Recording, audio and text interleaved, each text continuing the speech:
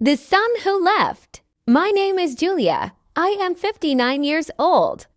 I am an old woman living alone in my small house. My husband passed away 8 years ago. I have only one son, Matthew. He moved to America many years ago. Now he lives there with his wife and 2 children.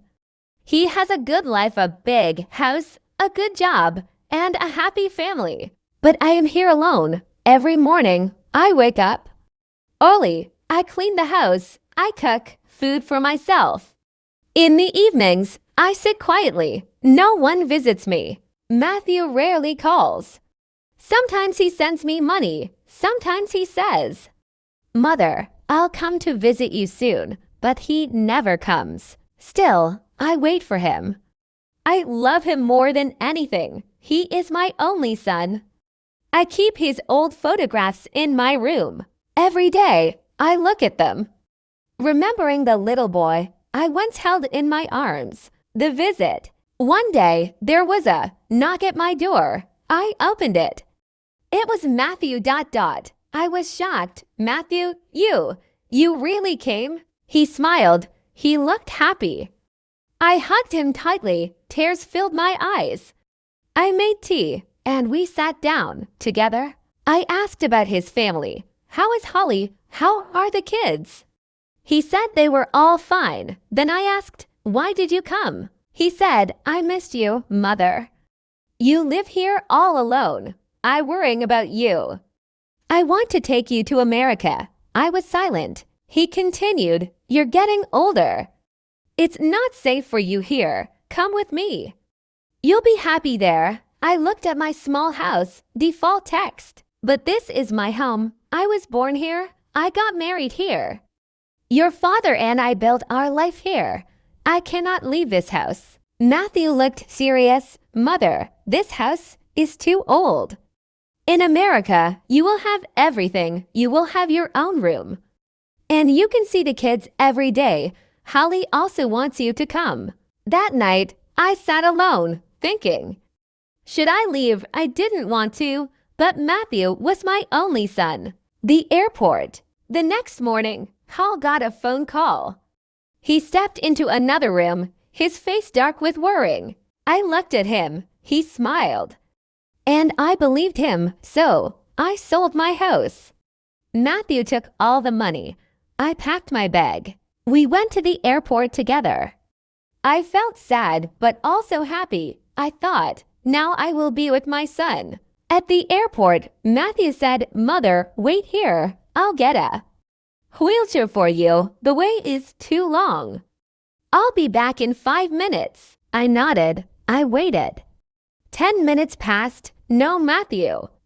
30 minutes passed. Still, he didn't come. I felt uneasy. 45 minutes. My heart began to race.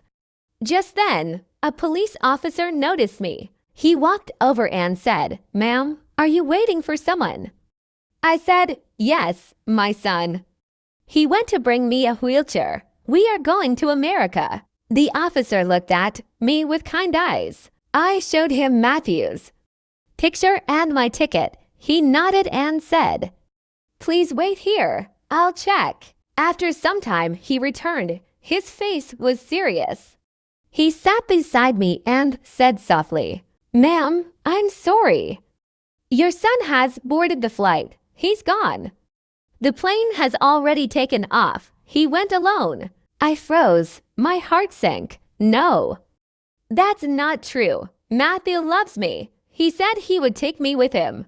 The officer asked, "Do you have his photo?" I saw everything.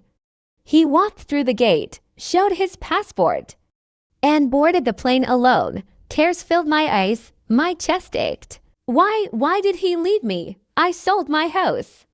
I gave him everything. I trusted him. A stranger's kindness. I broke down in tears. The officer's own eyes grew wet.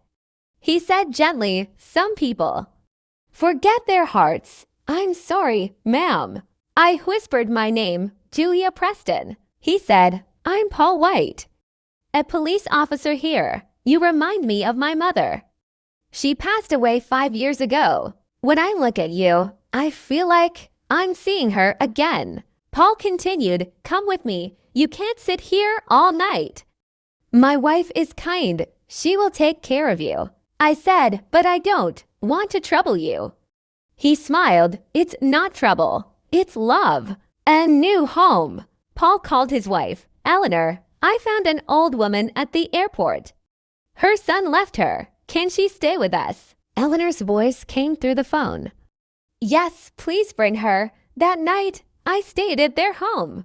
Eleanor made me warm food and spoke to me gently like a daughter. I cried in my room. I missed Matthew. I missed my house. But these strangers, they gave me love. The truth. The next morning, Matthew said, "Mother, we should sell this house. You don't need it anymore. You will live with us. You can use the money for your new life." Later, I asked, "Is everything all right?" He smiled. "Yes, everything is fine." But I didn't know the truth. The flight Matthew took had crashed. There were no survivors. Matthew was gone. Paul didn't tell me. He knew I still loved my son, no matter what he did.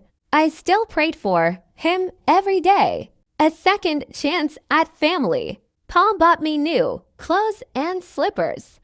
I said, "You don't have to do all this." He said, "I want to. I couldn't care for my real mother before she died. Now I have a second chance." Slowly, I began to heal. Paul and Eleanor became my family. They took me to the doctor, bought my medicine, and cared for me like their own mother. Their home became my home. I pray every day for Matthew's soul, for his children, for every mother who suffers like I did. One day, Paul asked me, "Do you ever want to go back to your old house?" I smiled gently. I already lost that house, but I found a new home here. I lost a son, but I gained the son I truly deserved.